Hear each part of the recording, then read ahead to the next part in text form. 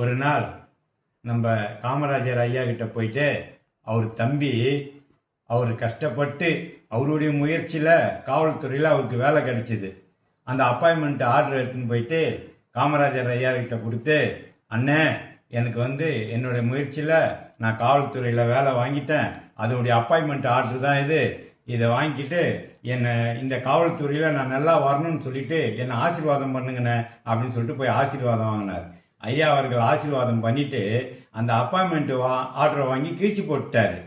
அவர் தம்பிக்கு ரொம்ப அதிர்ச்சியா போச்சு. அண்ணே, இந்த வேலை கிடைக்கிறதுக்காக நான் எவ்வளவு கஷ்டப்பட்டேன் தெரியுமா, நீங்க என்னன்னா இவ்வளவு ஈஸியா கீழ்ச்சி போட்டுட்டீங்க அப்படின்னு சொன்னாரு. அதுக்கு காமராஜர் ஐயா சொன்னாரு, தம்பி நான் இந்த தமிழ்நாட்டோட முதலமைச்சர், அதுவும் இல்லாம போலீஸ் மந்திரி இலாக்கா என்கிட்ட தான் இருக்கு. இப்போ உனக்கு போலீஸ் வேலை கிடைச்சிருக்கு. மக்கள் என்ன சொல்லுவாங்க, நீயே கஷ்டப்பட்டு இந்த வேலை உனக்கு கிடைச்சிருந்தாலும் பாக்குறவங்க எல்லாம் எதிர்கட்சிக்காரங்கெல்லாம் உன் போலீஸ் மந்திரி, அதனாலதான் தம்பிக்கு ஈஸியா போலீஸ் வேலை வாங்கி கொடுத்துட்டான் அப்படின்னு சொல்லுவாங்க.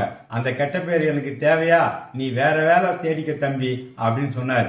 என்ன ஒரு மனுஷன்ல, இந்த மாதிரி மனுஷன்லாம் திரும்பி பிறந்து வர முடியுமா, கடவுளுக்கு தான் தெரியும்.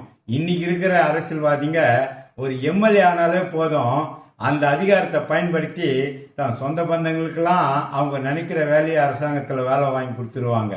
ஐயா மாதிரி வருமா? இதை பற்றி உங்க கருத்தை சொல்லுங்க.